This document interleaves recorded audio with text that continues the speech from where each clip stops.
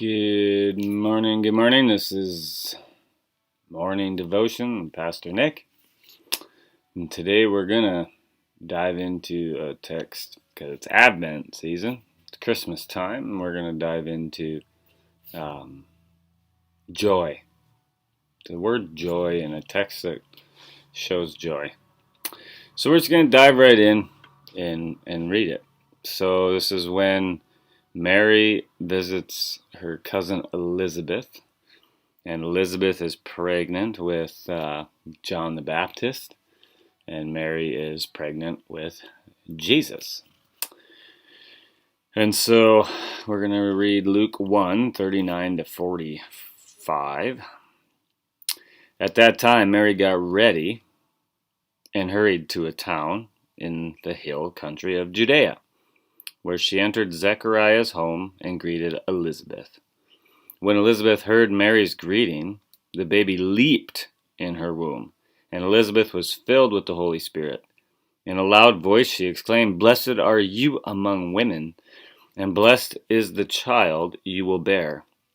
But why am I so favored that the mother of my Lord should come to me? As soon as the sound of your greeting reached my ears, the baby in my womb leaped for joy. Blessed is she who has believed that the Lord would fulfill his promises to her." So, it's a cool text because Elizabeth is much older, way older than Mary. Mary probably would have been 15 when she was pregnant with Jesus, and Elizabeth would have been older to where she probably shouldn't have children. Or, not shouldn't, but at the age where it doesn't happen. And so there's this cool miracle going on in both, right? Virgin, pregnant, person who probably shouldn't be able to have babies is pregnant. It's a cool time, and so they're both excited. They're both full of joy, and they're even happy. So I just kind of want to hit on joy today. Like, sometimes you just have to have joy. You just have to be. There's times where you just have to be happy. There's very few and rare occasions or days in your life where everything kind of comes together, and you rejoice and you're happy. Sometimes you're like, man, I feel good today, even though I know some dark days are coming tomorrow. But today is awesome. Today is lovely, and I'm going to enjoy it. That's what Mary and Elizabeth are experiencing. They're just so excited. They're so full of joy to see each other. They haven't seen each other, but also to see what God has done, the miracle of what God has done for them. I mean, Jesus was right there with them in the womb. And John the Baptist leaps for joy because he knows that's Jesus Christ, the Son of God. And we can have that joy today.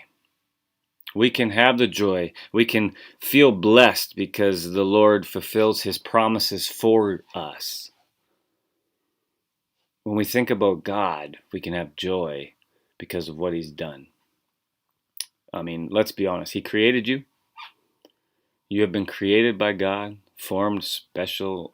Like, everyone in their characteristics is specific because God has made it that way. He loves you. So he's created you. He loves you. He refuses to give up on you when you give up on him. He refuses to do that.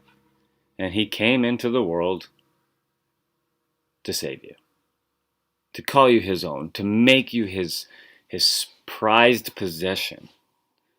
He died on the cross. He rose, defeating death so you don't taste it. Though your body will die someday, you will never taste death in Jesus Christ because you will be welcomed home to him instantly. And he promises to be with you always to the end of the age. Now, in this moment, and every day, he promises to be with you in your life. He cares for all your needs. He cares for you, and he will raise you up with him. Those are just reasons to have joy in the midst of a pandemic, to have joy in the midst of a mess. Those are the reasons to have the joy, to be excited. Because we have a God who comes to us, who created us, who loves us, who never gives up on us, who is always faithful, who always comes to us. And so we, as children of God, should leap for joy because Jesus' presence is with us always. Sometimes it's hard to have that if you're sick, or if the world has restrictions to what you can and cannot do, or things that make you uncomfortable. But you can always have joy in the midst of it because Jesus Christ is everything. Everything. So I have some questions I'd like for you to reflect on this morning. One is just, have you ever had a time of rejoicing, even in the midst of struggle and trials and trouble? So have you ever rejoiced in the midst of a dark time? And then I want you to think, like, where do you see God in the midst? Big or small, one thing where you've seen God at work for you and in the midst of the last year that brings you joy. I can think of one in myself. My son Bodhi was born.